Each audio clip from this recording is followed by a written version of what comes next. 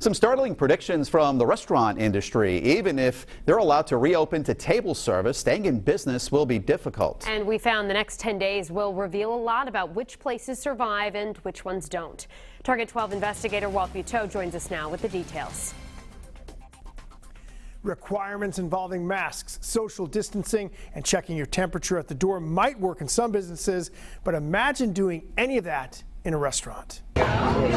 Here's what it looked like in one local restaurant about a week after Rhode Island's first confirmed case. But slow nights seem busy compared to today's empty streets, tables, chairs.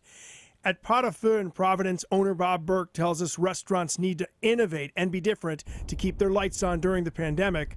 But long term, he is not optimistic. The complication is right here.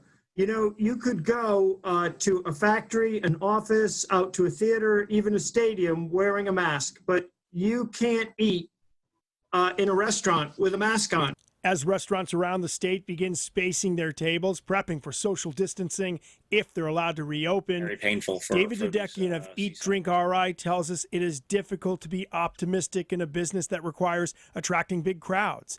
And he says there are flaws in programs aimed at helping small businesses, including Paycheck Protection Plan loans that require businesses to rehire 70 to 80% of the employees they laid off. But if a restaurant's not at full capacity, there's no reason they're going to hire back that much of their staff. It's written for small businesses, but it's not written for restaurants for it to work. So hopefully the next time Congress meets, they can change the rules on the PPP. Burke tells us restaurants began what he calls a 10-day death zone this week.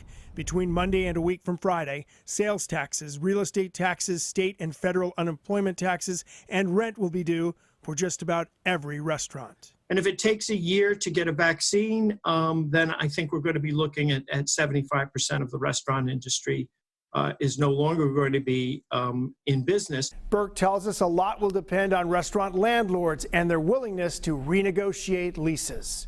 With the Target 12 investigators, Walt Buteau, Eyewitness News.